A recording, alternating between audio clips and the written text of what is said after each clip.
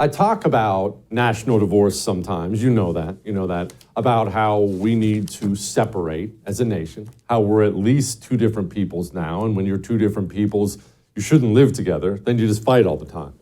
And inevitably, when you suggest something crazy like that or radical, you get pushback, a lot of pushback. And most of the pushback I get is totally valid. If you're one of those people, I get it. That's quite a thing to say, right? Well, just break up the country, that's quite a thing to say. But let me tell you something. The pushback doesn't bother me. Actually, the support doesn't do anything for me either. You know why? Because it's inevitable.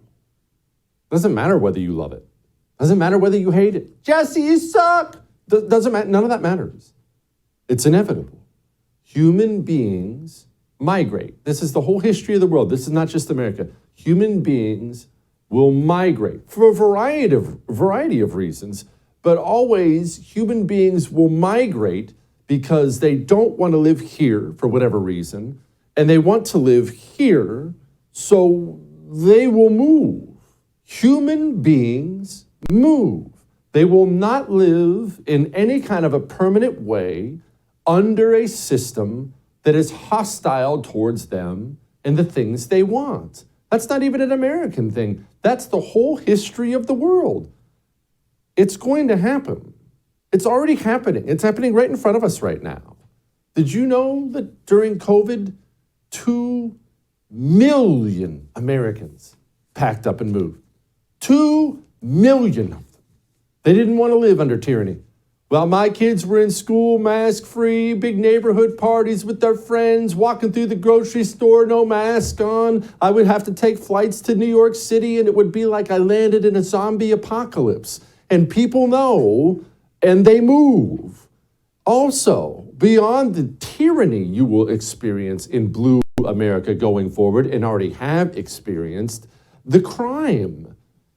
The crime's going to get worse. You know, that's the craziest thing. That's what I've tried to tell people, and they think maybe I'm being too over the top or too harsh.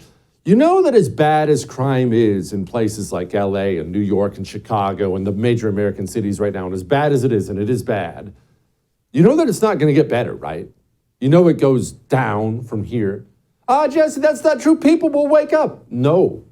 The people who are able to wake up, most of them in these cities, they've already moved. The people who are left, they don't wake up. They keep doing the same thing over and over and over. Well, I got to vote Democrat. Daddy voted Democrat every time. I'm going to play you something. You've seen this probably before, but I'm going to play it for you. And I want you, as you watch this, I want you to wrap your mind around this. The new mayor of Chicago, his name is Brandon Johnson. An absolute turn the jails open, pro-crime, anti-cop nutball. Chicago will be Juarez in a year. You think Chicago's been bad? It's about to get so much worse. But as you watch this video of Brandon Johnson, I want you to know, somebody, it wasn't me, but somebody overlaid the areas of Chicago who voted for Brandon Johnson versus the areas which have the highest number of crime. So these are the parts of Chicago that were the most ravaged by crime. And the parts of Chicago that were the most ravaged by crime ran to the polls and overwhelmingly voted for this person. So if defunding the police isn't the answer, what do you plan to do with your resources? Is it less money or more money to police departments? Well, it's more money towards the areas of needs, right? And as I mentioned before, you know, we're working to double the amount of young people that we hire, not just for summer jobs, but for year-round positions. One of the things that I think is actually quite fascinating about our position here in Chicago, we've been pushing this ordinance called treatment, not trauma. In essence, first responders, social workers, counselors, EMT, these individuals would show up to calls that require those type of interventions. In fact, in Chicago, almost 40% of the 911 calls are mental health crises. We're asking police officers to do their job and someone else's. People are going to move. They won't live there forever. And Chicago will turn into hell. And look, it goes beyond COVID stuff. It goes beyond crime. What are your values when it comes to life, the life of a child? If you're somebody who believes in pro-life, believes that life is a precious God-breathed thing who has every right to be born, how long are you really going to live in New York and California? This isn't just an attack on abortion, it's an attack on democracy. Once again, states have become the battleground on these fights.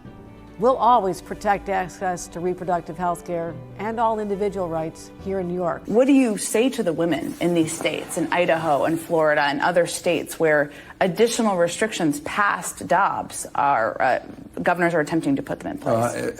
You can accuse me of many things, but not being inconsistent. Almost a year ago, I put up 20 billboards in 7 states, very specifically answering your question.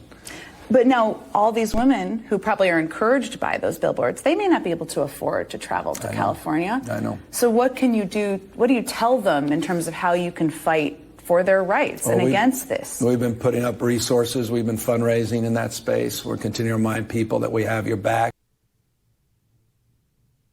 Where do you want to live? Do you know that since Roe v. Wade got overturned, just in 6 months, 32,000 fewer abortions were had in this country? No, not in California. In red states like Texas that are moving forward, banning this horrific procedure. Where do you want to live? Well, look, and even if you're saying, Jesse, I don't care, and that's fine. Look, you think about what you want. You have the values you want. You should understand that enough people do that this nation is separating. People are separating. We are at least 2 separate peoples, and we should be 2 separate peoples. What are your religious beliefs?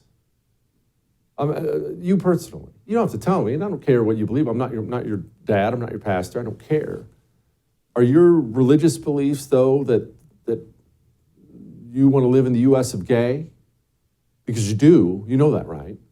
The federal government, the states, the corporations, entertainment.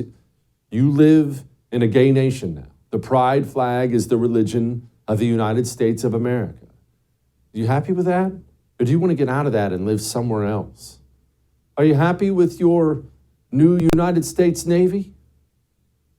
And I was able to deploy on the USS Gerald R. Ford last fall. And the coolest thing I did on board was to be able to participate in a LGBTQ spoken word night, and I was able to read a poem that I wrote to the whole ship, and that was probably the culmination of the whole deployment.